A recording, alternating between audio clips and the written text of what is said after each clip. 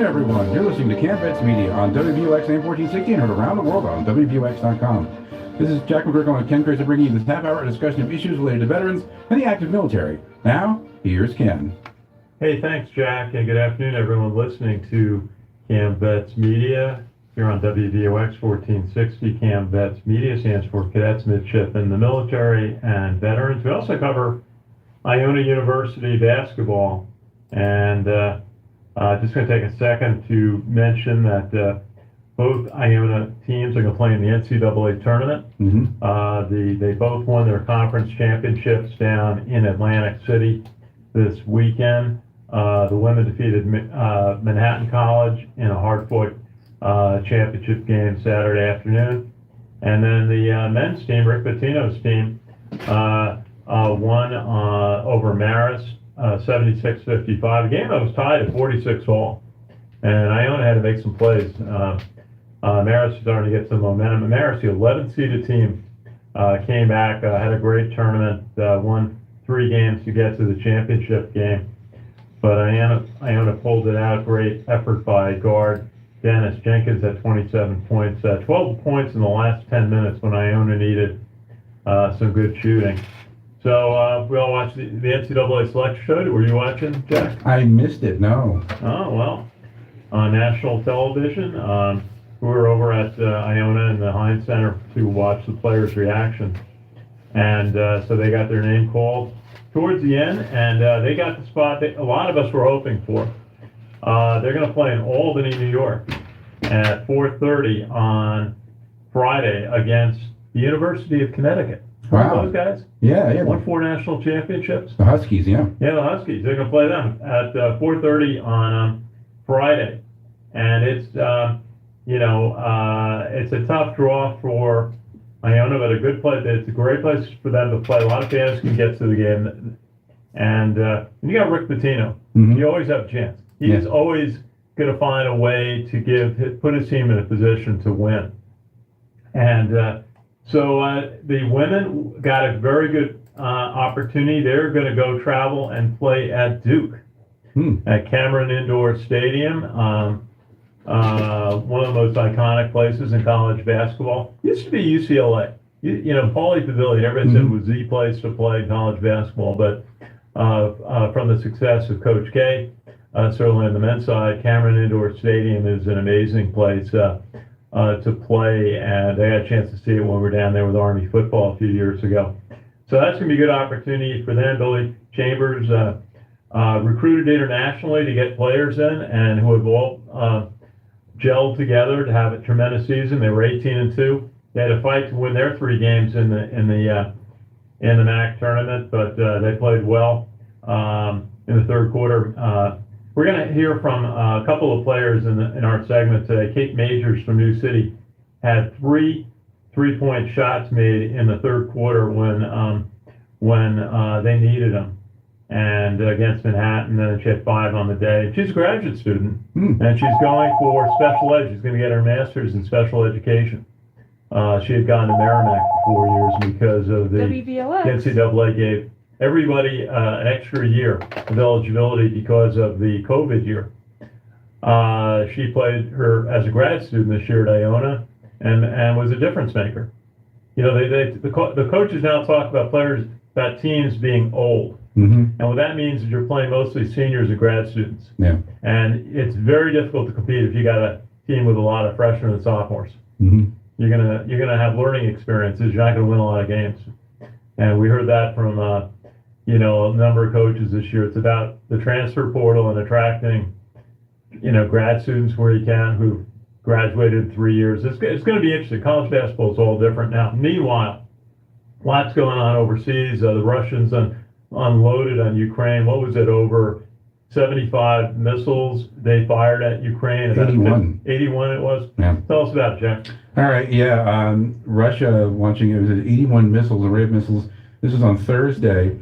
And total of 81 missiles using a massive attack on Ukrainian infrastructure, including 6 Kinzhal ballistic missiles. Now, these are hypersonic missiles that can travel 5 times the speed of sound. And the Ukrainian military, spokesperson for the Ukrainian military, said at this point they don't have any weapons that could shoot down these ballistic missiles. They're already very difficult to shoot down traveling at such high speeds, but they don't have any capabilities to counter them. So 6 of those hypersonic missiles launched at Ukraine. And then also the most special assault groups in Bakhmut consist of the Wagner private military company, which we talked about before, fighters being forced by paratroopers, and Russia now controls most of the eastern areas in the front line of Bakhmut, but 81 missiles, including 6 of those hypersonic missiles, Ken. Yeah, I was reading one account about how a hypersonic missile works, and that it's you fly the missile to a certain very high altitude, and then let it descend towards the target, accumulating speed. And the challenge with that is when you get to over certain amounts of speed, several thousand miles per hour, you accumulate friction that normally blows up a object, and that's how meteorites are destroyed before they hit the Earth. And that's where the breakthrough in technology has been on how to keep the missile together, descending through the friction of the atmosphere at hypersonic speeds. And we're gonna have more on that, but it's a challenge. It's the cutting edge of military technology right now. Indeed, and sticking with those missiles, Russia plans to equip several naval vessels using Calibre missiles, which they've used many of these Calibre cruise missiles in their invasion of Ukraine. And the Russian defense said the future Lada-class submarine Kronstadt, which is under construction, will be able to fire Calibre cruise missiles. And they also said the corvette Styrogunsky will receive a new Calibre NK missile system during modernization work up in Russia. And the keel laying for the electric submarine Kronstadt, which I just mentioned, took place in 2005, but construction was suspended, resumed in 2013, ongoing, after which the boat will join the Northern Fleet. And the submarine is expected to have a launcher that can hold up to 10 Calibre missiles. So this could be, another threat from the Russian fleet launching these Calibre cruise missiles from submarines. And it's interesting that mentioned this one was an electric diesel submarine that's started construction back in 2005, so I guess this was a long time coming. Well, it had some ups and downs, obviously, in their military industrial procurement. Diesel submarines have an advantage. They tend to be quieter than almost any other submarine, and mostly used for coastal operations. But yeah, if you can put cruise missiles on those and they're launched from underwater, that's a pretty difficult object to stop. So that's why the Russians are trying to move to putting these missiles, instead of having them on surface ships, put them on submarines. But not a small task. There's questions whether the Russian military is up to that level of sophistication. And North Korea fired at least one identified missile from a submarine off the coast in the waters of the Sea of Japan, according to South Korean officials. Missile was fired near the port city of Sinpo in the South Hamgyong province on Sunday, local morning time. This is according to South Korea's Joint Chiefs of Staff. U.S. and South Korean intelligence authorities are analyzing the incident for further details. This took place 3 days after North Korea last week fired off at least 6 short-range missiles into the Yellow Sea. And this is an interesting story because we talked a lot about the Korean missile test, but I don't know if we talked about Koreans launching missiles from submarines before, the North Koreans.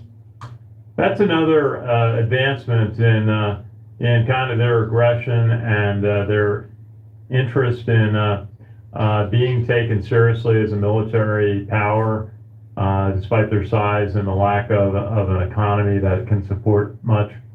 But that's a dangerous thing, because what we just said about diesel submarines, they're hard to detect, and you put them off anybody's coast, and they can be pretty lethal. The question is, I don't think they can fly. They can sail across the Pacific Ocean undetected. They would have to be surfaced for part of that trip. But again, it's what defense planners, the United States, are having to prepare for. And the Russians are said to have submarines off the U.S. coast as we speak. Yeah, I'll have to keep an eye on that. You've been listening to the CaMMVets Radio Report on WVOX AM 1460, heard around the world at WVOX.com. We'll be right back after this brief Fox News break, so stay tuned.